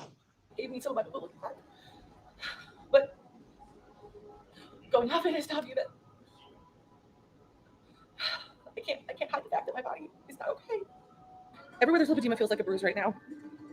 And I've noticed that I've started having some lymphedema in my lower extremities, which I've never had before. I wore compression socks to sleep last night. My joints are fiery, and in some ways Yeah, this girl that I looked at, this that I've pinned, she was saying that the compression socks she wore, they weren't compressing, nor were they proper compression socks. They were just like almost knee-high socks with far too much wiggle room in them. So like even the compression garments that she's supposed to wear, and should have been doing all this time, but apparently she obviously started with that in the last week or two before the operation. They're not even the proper garments that she should be wearing. So she can't even put like do the right socks or put them on properly. I didn't see it, but yeah. Olivia saying I thought she had surgery. She did. This is before the surgery. This is her basically justifying why she needs the surgery, because she regressed so quickly. This is why. they just don't even move at the same, like, they're just not as mobile as they were literally just 2 weeks ago. I'm trying to think what else has changed. Everything feels harder. Like everything feels heavier and more difficult to move. And this is like where the mental aspect comes in a little bit more, but I myself feel heavier because my body feels heavier. And it's, even though physically I haven't changed in weight a lot, because I can. That's all lipedema though. You know, she's gained weight in a couple of weeks and it's all lipedema. It's nothing to do with her and her lifestyle and the diet or nothing. No. It's only lipedema. That's it. All of this here, it's all lipedema. my. Feel it more. I am more frustrated and more upset with my body, and I have less peace with my body because it feels like a betrayal right now. It feels like it is fighting me and fighting what's best for me. And this is the thing. It's her that's betraying her body. Her body's not betraying her. She's betraying her body. She's treating it like a trash can. Oh. Yeah, and the fact that she's in such denial as well. It's like, you know, you're not doing what you should be doing in order to try and at least. Okay, granted, not all the lipedema can be removed. Can be taken care of through diet and exercise. There's going to be a need for a surgical intervention, but just to sit here and basically just push away any responsibility. There's zero. There's not even the slightest amount of responsibility or accountability for anything she's done. But then, you know, 6 bagels because karma. But my body is betraying me. Like I just really I find it fascinating how she just fails to see that this is why your body is betraying you.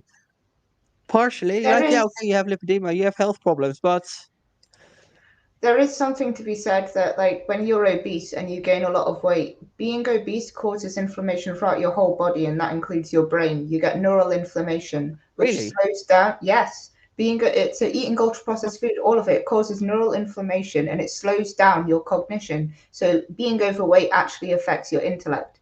It slows down your cognition. And so it kind of makes sense that your prefrontal cortex is the part of your brain that's responsible for like making decisions and stuff. And if that's inflamed, it makes sense that those operations aren't being conducted correctly. And therefore, when you say, I don't see how she can't see, it maybe is literally that she can't see because she has inflammation. That's wild. But to be fair, it kind of makes sense because I can see myself, and this is like part and parcel of when I am in a preparation. Bodybuilding itself is not unhealthy. taking performance enhancers in excess obviously is, which I've never done, but a preparation is unhealthy. And like I can see my cognition decline when I'm in a prep, especially when I start getting low in body fat. And it's not even because of the lack of food, because yeah, my food gets low, but it's never dangerously low. Like the lowest I get on is like 16 to 1800 calories, which is low for me, but it's not like low to the point of like starvation. Excuse me, missus. So, oh, sorry, my dog just wants to get in there apparently. But it's interesting because you are correct. Like I see myself become more stupid the lower I get in body fat. So I guess like the opposite probably does apply to some degree. When you're, you have excess body fat, and especially if you're eating certain foods because of the lack of food or the lack of nutrition going to my brain. Like my brain doesn't work as well, and like I literally can see it actively happening. And obviously this is why I don't recommend for people to do preps and why I journal my progress, etc. But yeah, so it makes sense that to a degree that yeah, inflammation is inflammation. So very interesting, and I actually never thought about it, but it makes sense for sure. Really PTSD. But she probably would though. Like I laugh at it, but she probably would though. Like the amount of food she eats and the amount of carbs she eats, and like yeah, she probably would have a lot of brain inflammation. To And be it's fair, not just inflammation affecting cognition. It's that just because these women are overweight, that doesn't mean that they have adequate nutrition. They might be missing a variety of micronutrients that are vital for certain processes that are integral to the way that they operate. So it makes sense. Yeah. Judy Beauty, Amber and Reed, there's a reason that they act, and I'm sorry for saying this, but dumb. And it's possibly because they aren't thinking completely rationally. They are compromised. Yeah, but I don't think it's. I think people being malnourished, and being obese can definitely go hand in hand. Because if you eat nothing but chicken nuggets all day long, you can absolutely be malnourished but be obese. So like no, nutrition isn't tied into the caloric intake you take. The caloric intake. To your caloric intake, that's it. That's the word I'm looking for. It's to do with like you say, your micronutrients, your minerals, vitamins, etc., etc. So, uh, do you get slow? But you do get slow when you're in prep. No, I know for a fact that I do, because I see it happening. I see when I'm editing videos, I can see how I can't find words. I can see how I'm not as energetic. I can see how I literally become dumber when I'm prepping, and I fully realize that, and it's because I'm low in body fat. So no, so that's why it's maybe well, like Bo said, I wouldn't be surprised if like the similar applies when you're eating a lot of inflammatory foods. But no, you're correct. I absolutely do become dumber when I'm in prep. 100%. I know that myself. So really hard for just not be possible anymore. And I came to New York delusional. I thought we were going to do all these fitness classes, and there's absolutely no way I can. I mean, the best I can do right now is walking. yeah, she's quite delusional, but it's okay. So we're going to find ways to walk, but like that wasn't an issue before. That was I could always do a fitness class, maybe not as big as anyone, but like now I can't even freaking get up and down without just like really hurting. It's hard, and I am trying to keep my wits about me, but I am so frustrated with my body. Mama though, guys, eat more bagels. To the Wegovy for reducing my pain, but at the same time I'm a little angry because I didn't realize it was this bad. Because before when I hurt, I legitimately thought it was because I was out of shape. But now I'm realizing that it was a little bit more complex than that. Yes, I was out of shape, but also my body was actively fighting against me moving. I'm really confused by what she's saying here. Like, so all of these videos that she's been doing for the last year, being healthy, showing how she's mobile, how like, everything's going so great and she's losing weight and HaYdURz this and HaYdURz that, all of that's out of the window now within the last 2 weeks. So like, well, either your body has been struggling this whole time or it hasn't. It's always funny how the truth comes out and it's contradictory. It's obvious. It's obvious when you look a certain way. But I dislike about fat acceptance. It's like, oh, you can't tell by looking at my body whether I'm healthy or not. It's like, yeah, you kind of can. I can look at a woman that's anorexic that she's probably going to be unhealthy. I can look at Anna's body and say that she probably is going to have like a variety of health problems. Not with everybody, of course. Like some people can be skinny or a healthy BMI and be unhealthy, and some people can be bigger, like in a bigger body and like not have any health problems. But when you're an extreme, yeah, you look unhealthy. It's obvious, so, but yeah, it's just interesting how the truth always comes out. Oh, is it So playing? it's There we just changed the entire way I see my journey, the entire way I see myself, and kind of the only way through is through. So I have to just like feel all these things and experience all these things while just awaiting a treatment that should work but may not, and that's scary too. Like, it's a big deal. It's not like a I mean, treatment is going to work to a degree. You're going to get those fat cells removed. You're going to lose like maybe 20, 30 pounds. Who knows, whatever, how much lipedema there's there. The problem that she has with eating and being unhealthy and that she has with herself and the way she is, that's not going to go away through an operation. You can physically remove a fat cell, but that's not going to remove all the problems you have inside you. And I think she doesn't even realize that, though. I like actually thinking about it. I don't think she realizes that. I think she thinks she can have an operation, get the fat cells removed, and voila, I'm a new person. Yeah, you might look better. Whoever might think that that is better, whatever is better in somebody's eyes, but you're still going to be you at the end of it, especially if you're not addressing any of your dietary habits, your lifestyle habits, and dealing with the mental aspect of like why you're eating or why you're doing the things you're doing. Because she doesn't mention any of that at all, does she? Does she mention psychologists? I don't think she does, right? No. No. So yeah, it's interesting. Yeah, she does think she's 600 pounds of lipedema. She's in a public gym. I didn't even think about it. I think it's a hotel gym, to be fair. But still, yeah, I don't know if there's anybody else there, but it won't matter because she would still film it regardless, because Sana, she doesn't care about people around her.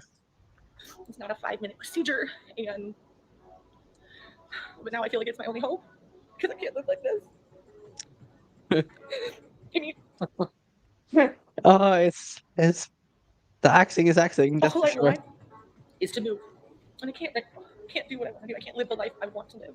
Okay, so I'm gonna touch from here. She's really trying to paint herself as hard done by, as if it's something that's happened to her rather than something that she's induced and caused on herself.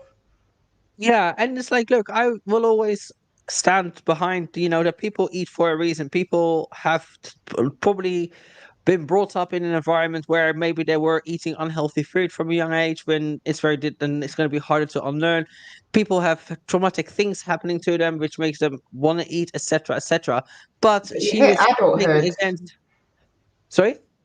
By the time you've hit adulthood or as an adult, like you were saying earlier on, it's your responsibility to manage your trauma. And she's sitting here. How old is she? She's in her 30s, is she?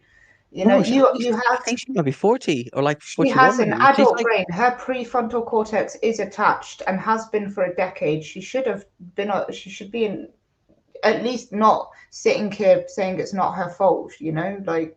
yeah, at least take at least some modicum of accountability because she Yeah. can't help any of it. But again, like this is the irony. It's just like she posts so much stuff of her eating bad things, not showing like the exercises.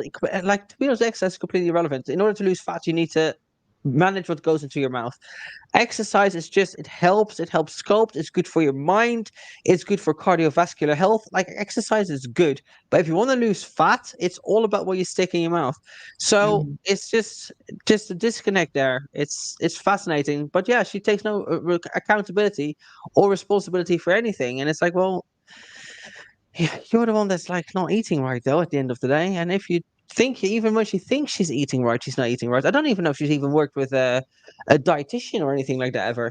I'm sure doctors would have told her if she has a whole team of people, they must have told her to follow like an anti-inflammatory diet at some point. Yeah. I They can't would believe have. that hasn't happened. It absolutely will have happened because it's standard procedure. So she'll have clearly not followed it or said that she's followed it. I mean, like the evidence is on the screen, but she will have definitely been given a diet. Yeah, but then she knows her body best, right? That's another Yeah. Anna thing. I know my body best. It's like, well, obviously you don't. Otherwise, you wouldn't look like this. If you knew your body, you would be at a healthy weight and making good food choices. But yeah, These, like, if you can see, they're literally like drags. So these are pockets of lipidemic fat here, and those are part of the condition. And when I push the skin together, you can see It does look really painful. it does look painful, but this is not lipedema though. This is just, I think, normal cellulite. This The stuff definitely at looks the like back is lipedema. lipedema, yeah. But Yeah, but it this is is not like I mean, I can that's I cellulite can do at the it also. top. Yeah, Cellulite at the top, that's she's squishing in. so she doesn't even know the difference between what cellulite is, and it's normal. So I'll reiterate again. I get a lot of women ask me about cellulite. There's really not much you can do about it except for just being very low in body fat, and then still there's no guarantee it's not going to be there. However, making sure you're drinking enough water, having a healthy diet, it can help with cellulite, but also it's perfectly normal. I'm going to say that probably 90% of adult females are going to have cellulite. Yeah. It's a normal thing. Like, don't think it's uncommon or weird or unnatural. It's very normal. It's just social media blurs all of that things, all of that stuff away. Like most women have cellulite, but drinking enough water and being active and eating a healthy diet, whole food diet, it can manage it better. But to have zero cellulite, for me, I have to be on performance enhancers and I have to be very low in body fat. I have a little bit of cellulite now, which is like the more weight I gain, the more it gets, obviously. But for me to have zero, I basically have to be like 4 to 8 weeks out from a competition. So just to put that into perspective, it's just the way it is. I know there's cellulite. Thanks to you, Lona. I know the cellulite's completely normal as healthy fat levels. That needs to be a commonly known fact, and it is. Like it isn't, because I think we are so used to filtered images and social media. Even Anna, when she uploads pictures onto social media, she blurs out the cellulite and stuff.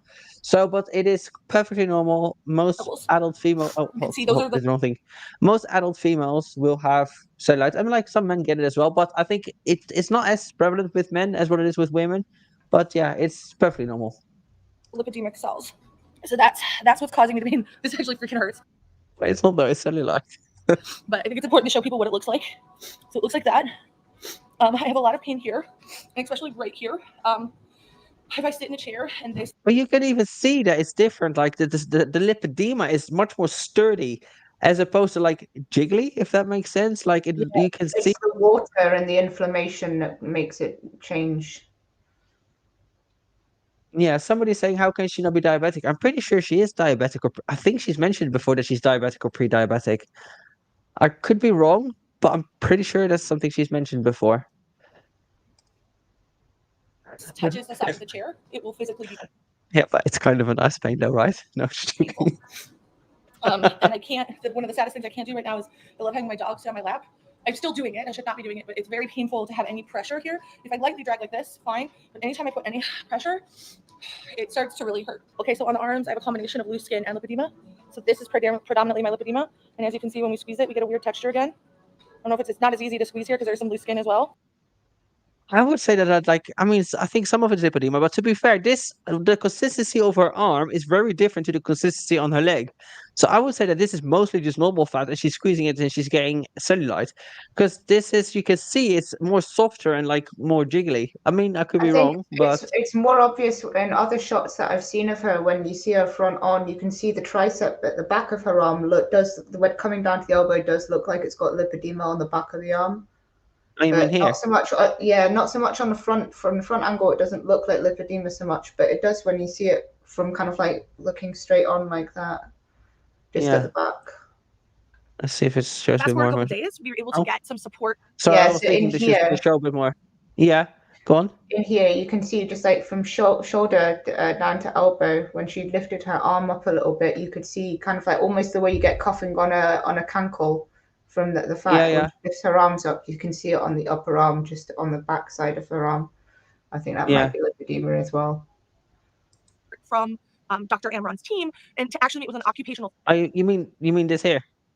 Yeah, like if you look at the other arm on the other side, you can see that it's wider than it should be, and it's not just fat distribution. It's there's like a bolus at the bottom of the arm that's similar to ankle cuffing. Oh, right. Yeah, I see what you mean. Therapist who specializes in basically writing to insurance the ways that your mobility and quality of life has been affected by lipedema. So that took us through a definitely more formal process. Oh, so I forgot that this is why she was filming this whole like this what do you call it when you go this casting, what do you call it when you go for a casting and you do like this little video to show like how good you are at like certain things. Like audition. This was her audition video to qualify for the surgery. Like, oh my gosh, look, a week ago I could stretch my legs, and now 2 weeks later I can't even do this anymore. Audition. She did a great job. She got the lipedema, so she passed the test. I'm just gonna let you guys watch it. It was a very hard experience for me, and I think if you're going through this process and you decide to do something like this assessment to help with your insurance, just know going into it that it will shock you and it will be hard. So I don't know what has been explained to you as far as the functional capacity eval goes, but the purpose is, so, oh, great. Then this will give me a chance to kind of explain what we're doing. So the purpose is, so we can see if you have any functional limitations because of the lipedema. So we're going to be looking at things like your range of motion, your strength, cardiovascular fitness, how your body composition is, meaning like, are your feet flat? Are you getting enough range of motion at the knee? What is that looking like in terms of hip and back? That kind of stuff. Because they're all linked together. If one is off, it can affect the alignment down the line. I wanted to ask you, have you been doing any kind of conservative therapy? I'm sure you have conservative therapy as far as for your lymphatics, MLD, the pump, anything like that. I don't have a What did she say? What the conservative therapy? Does she mean like MLD, manual lymphatic drainage. I've never heard what you her were talking about once. earlier. Yes, MLP. Yeah, that would make sense. The abbreviation.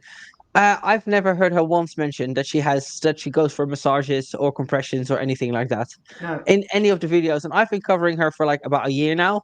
Not once in any of her shorts or any of her videos has she ever mentioned it. So I wonder what she's gonna say. I'm sure she's tried it all, right? Remember, guys, she's tried it all. It's not her fault. She's tried everything. I forgot about that. pump. So because I was losing weight, I wore like full compression for a while, but then I basically sized out of it. Okay. And then I had a problem finding gear that actually fit. Okay. So it was on my list to purchase new gear or get. Why is she having this conversation in the gym though? Like, was the Wi-Fi not working in her hotel room? It's a bit weird, isn't it? Like, I don't know. It's quite a personal conversation to be having with your doctor, your surgeon. She conveyed to her doctor that she's so healthy that she's always in the gym, and she just happened to get caught in the gym. It must be. Why is she in the gym again? Yeah, exactly. This is so strange. It's so weird I like to have a conversation like that with the surgeon in the gym. But yes, it's because she's trying everything. That's right. Yes. Custom gear made. And now I'm going into surgery, so it's kind of a new point. Sure. Do you wear compression socks a lot? Anytime, especially now in the summer because it's so much. Again, I've out of all the shorts and videos she's done, I've never seen her in compression shorts except for when she went flying. That's the only time that flying video she did. Otherwise, I've not seen her ever wear any compression garments whatsoever. So someone in the chat is saying that she's not in the gym. It's a green screen. Oh, is it? Yeah, I think they're right. It does look like a green screen now that I've looked at it again. Maybe that's also kind of weird. But maybe she wants That's to keep almost her worse. location It's like private. she's lying to her doctor that she's in the gym. Yeah, and like I was gonna argue that maybe she wants to keep her location private, but you can easily just sit on the chair with the wall against you with the wall behind you, and nobody would know where you are. But yeah, it probably is. I think you can get custom compression gear. I think you can as well. I would imagine, especially because lymphedema and lipedema is quite common, especially lymphedema is quite common with obese people. So I'm fairly sure it's not that hard to get hold of compression gear. But the reason she probably isn't doing that is because nobody's approached her for a sponsorship or something like that. Because that's the only way she, anything she does and tries is only when she gets sponsorships out of it, by the looks of things. Hello, girl pop. Much worse. Mm-hmm. I know how to do basic lymphatic massage on myself and dry brushing. So I'm going to just ask you a couple of questions in regards to. Again, I've never seen her do a video on dry brushing. If this is part of your healing journey, your lipedema journey, so I was confusing the words then, why don't you show all of this to your audience? You're showing the exercises, you're showing all the health foods that you're making. Hi, Daisy. But you're not showing the stuff that comes with it, like the massages, like the mobility work. Like, it's just interesting. To your extremities, do your legs feel heavy and tired by the end of the day? Yes, all the time. Does elevation alleviate pain or swelling? It helps a little, but I wouldn't say that's like a magical cure. Looks like you've done all of those things. Oh gosh, you've like done everything. You've done everything. She's done everything, guys. This is where she gets it. But can I help you, Mrs.? Sorry, my dog is trying to get my attention desperately. It's like this is where she gets it from, that she's tried everything. This doctor is like, I mean, it seems a bit weird that she's just based on, hi, do you want to come and say hello? You want to come and say hello? You want to come? No. this is like a very quick diagnostic to do. She basically asked her like 5 questions, and she's like, "You've did everything. You've okay. So you've tried these socks, so compression wear, yes. You've done massages, yes. Well, you've done everything." It's like, well, you don't. That doesn't seem like a fair assessment of trying to establish what somebody's lifestyle has been like. It's a 5 minute phone call. If you tried all these things, yes. So it's interesting. It looks a bit fake to me, but what do I know? This is my assumption. Show your meals, Anna. Yes. Hmm. I would just want to say, no, I'm not defending her. She says, but just because she hasn't done a video doesn't mean she hasn't done it.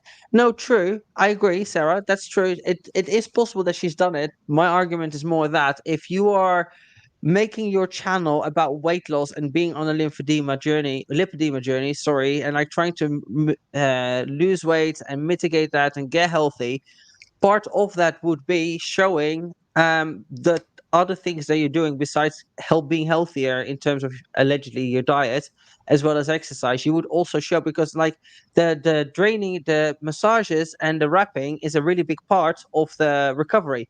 There's a girl that I follow on Instagram, I always forget her name, and she managed to reverse her lipedema. It wasn't that extreme, and she was saying how she always had to do these massages and drainages and wrappings like on a regular basis because it's one of the only ways to treat it. And I see reels, people send them to me, of other people that reversed it, and every single person that's documenting their lipedema reversal journey or remove, like not necessarily removal, but where they're trying to manage it, they always show that they're doing the compression stuff because it's just really crucial. Do you know how it works with the compression and the wrapping, like how So I it think it's something to do with like the drainage in the tissues, because lipedema attracts so much inflammation and water into the tissue that it's like manually compresses the lymphatic system, so the tissues can't drain properly. So I don't know for certain, but I'm pretty sure it's to do with helping the tissue to drain correctly or to prevent yes. edema in the first place, but I wouldn't know for sure. So Again, not a doctor. when that drainage happens, this is maybe a weird question. Do you just pee it out, or do you physically like leak from the body? Yeah, it physically leaks from the body. Oh, that's gonna be gross, isn't it? Yeah. Like, I wonder, does it smell? It has That's to smell, right? I would imagine when you pull away the bandages and stuff like that, then you would have some stuff on there. Yes. I Is don't this know gonna be what. a bit like there was for a while this like these fat loss pills or something called like Ally or Ali or whatever it was called, and apparently what was happening is that people were just like sweating out like oil from their body, and this is how they were losing weight, and it was like a huge, yeah, it was like people were just having like really weird bodily functions. But I didn't realize that it was actually coming through the body. Like it would physically, I thought, because I know with lymphatic drainage, what happens is you just pee a lot more. But I didn't realize with the wrapping that it would actually come out like through, like, I guess, the pores of the skin. That's mad. All That right. makes Hold sense. on. I've just checked out what I was saying. So I'm actually wrong. The fluid does not secrete out the skin. So what happens is the lymphatic fluid doesn't excrete through the skin or the tissue in the sense of visibly leaking out. What happens is the compression bandages work by encouraging the lymphatic fluid to be resorbed by the lymphatic system and transported Yeah. away from the affected area. So you just pee it out then. Yeah. So it goes back Okay. into your lymph system and then it gets carried through normal passages. Okay. Yeah, that makes sense. That makes sense. Fair enough. That makes more sense Yeah, than excretion through the skin. I'm glad I checked that. That would have been bad to leave out there. the only time it leaks from your body is if you're having weeping on a normal person like myself. When you do treatments, you pee it out. Interesting. Grab the popcorn. Thank you for sharing. Yeah, thank you. We weren't 100% sure, but we got there in the end. But yeah, Yeah. that's interesting. Still, though, I've never seen or heard her talk about doing any of this, which I would think that as an influencer that's talking about this particular health journey, that's part and parcel of sharing that this is what you also have to do. Maybe she did do it. I'm not saying it's possible that it is not out of the realm of possibility, but it's not out of the realm of possibility that she didn't. It's just interesting that she didn't mention it, unless I missed it, which is also possible because I don't watch all of her videos and all of her uploads, but I've just never seen any of it. So Meaning like you've done every conservative measure, like you've done the dry brushing, the self MLD, you are don't have the pump yet, but you're working on that. You've been wearing compression, you've been exercising, you've been doing the diet, like you've done everything right. So that's And good that's the news. crazy thing. So like I am strong, and the thing that's most frustrating to me about this illness is all I want to do is be more active. I started my health journey to be more active, and I still have things I can't do, and I am pissed about it because I have spent 2 years doing everything right, and all it's done is make me fall in love with. She spent 2 years doing everything right, everything right, and she's done nothing but gain weight. But it's not her fault though. But she's done everything right. I think also, like, I don't know who this doctor is, and like, not to like, I don't know anything about what she's saying, but I think it's kind of irresponsible to sit here and basically tell somebody they've done everything right when you don't know their history and you don't know their journey, and you've literally just had a 5 minute conversation with them and asked them like 5 questions, and to just come to the conclusion that okay, everything must have been right. It's like, look, if this person has been on a health journey for 5 years and they've been doing everything right, they would have lost weight.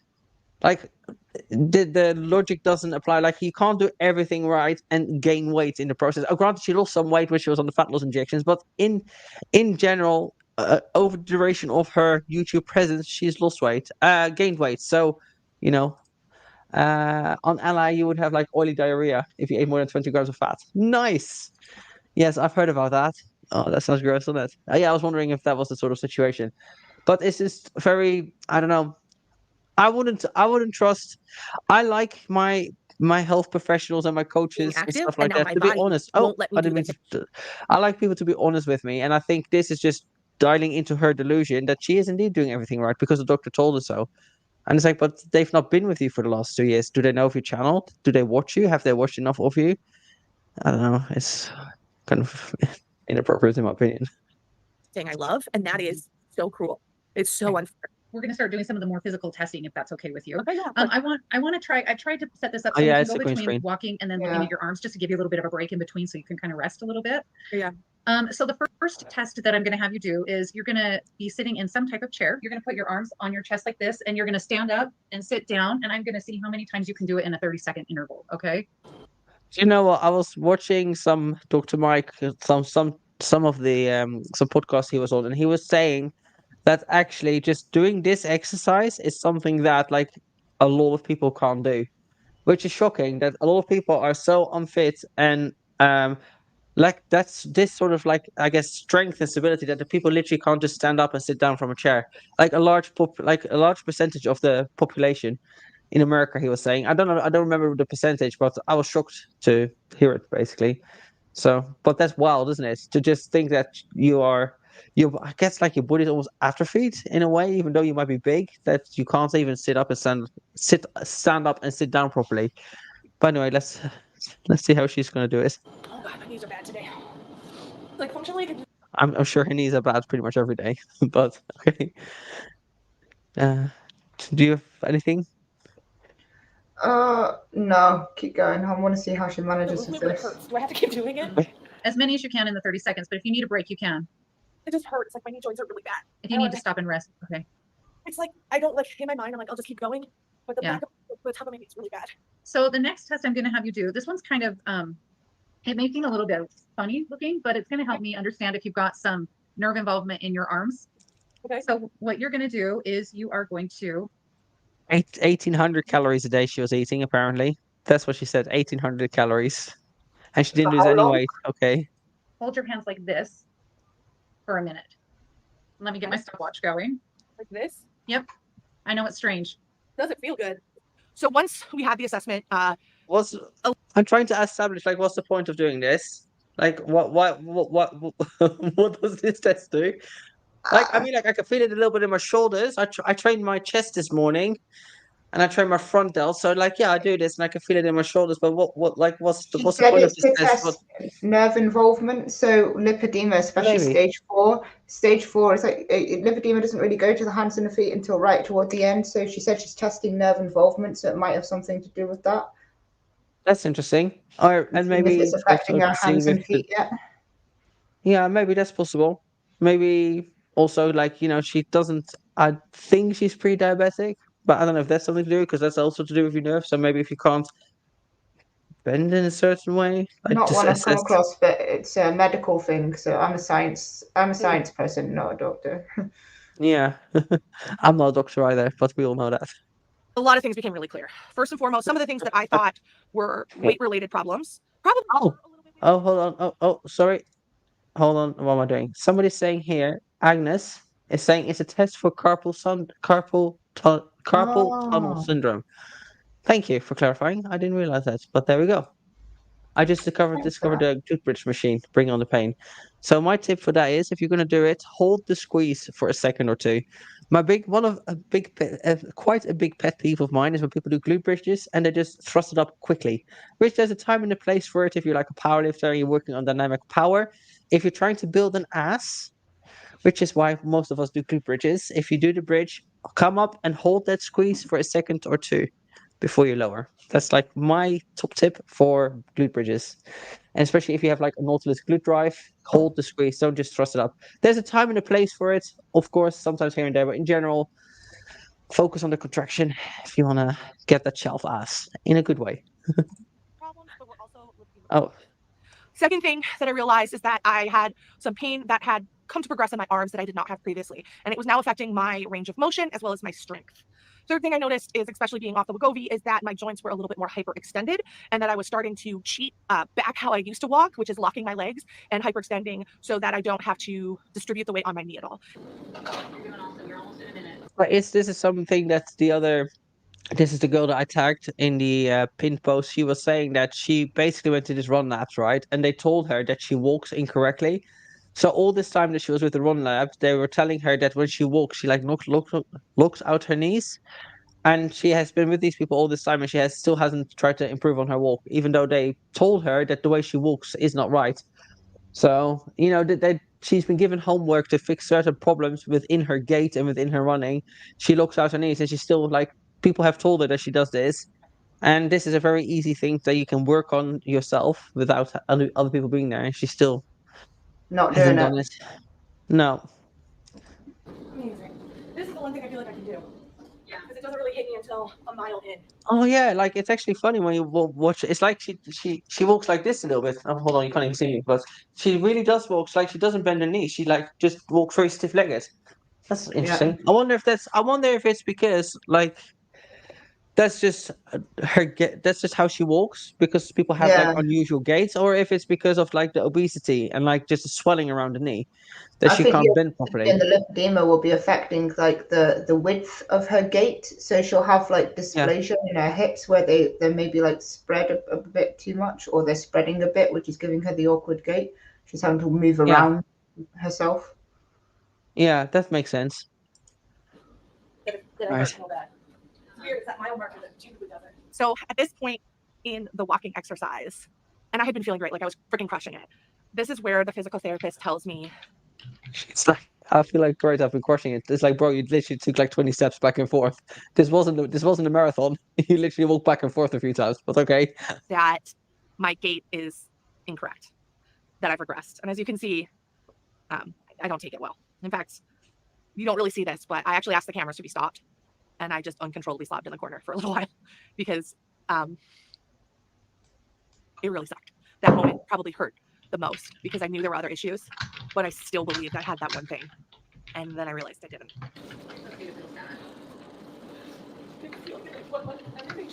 I mean, it's almost like if you do exercise and then you don't keep up with the exercise and you work with a team of people that apparently specialize in teaching people how to walk and run, and you don't follow what they do, then you're going to regress.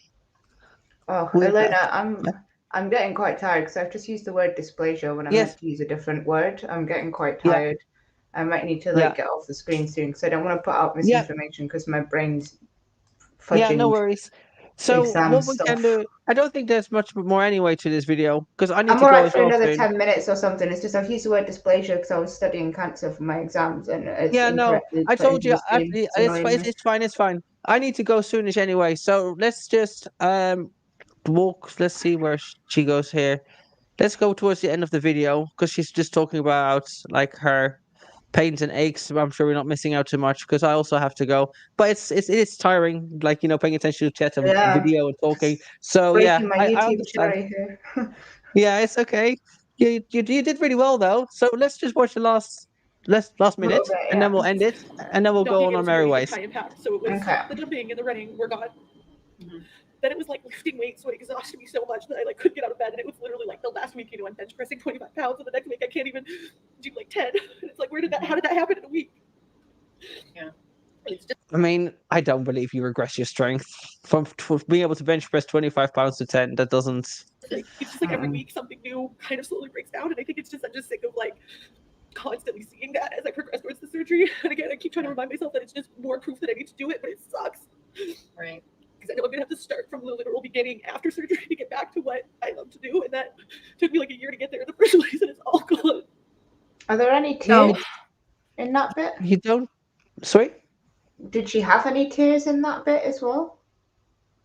Was she really crying? Read. I don't know. Let me have a look. Don't see any. I don't know. Her eyes look pretty dry to me. And also, if you've been in the gym for a whole year working out and doing things, you're not gonna just regress in a week. It's like you might use like a couple of percentage of strength by not training for a couple of weeks, but you're not gonna undo a whole year's worth of work. It's and a dry cry. It was a dry cry, yes. It's as fast as we can get them done. Please be patient with me. I am tired. My brain is very like much just a soup. It's just messy. So if this is a little bit of a ramble, it probably is a little bit of a ramble because I'm not 100% yet, and I won't be for a while. But I felt this content was important, and I wanted to share it as quickly as I was able. So that's why I'm here doing this today. So with that, guys, I hope you have an amazing rest of the day. I'm gonna go take a nap now, and I will see you later with the next. Okay, so basically we learned nothing. We just learned that she's taking zero accountability and responsibility for anything that has happened with her in her life in terms of her weight loss and weight gain and the lipedema and everything. So, but anyway, we both need to go because I have a dog here, which is very hi. You keep going at me. I think she's telling me that she wants to go out, maybe.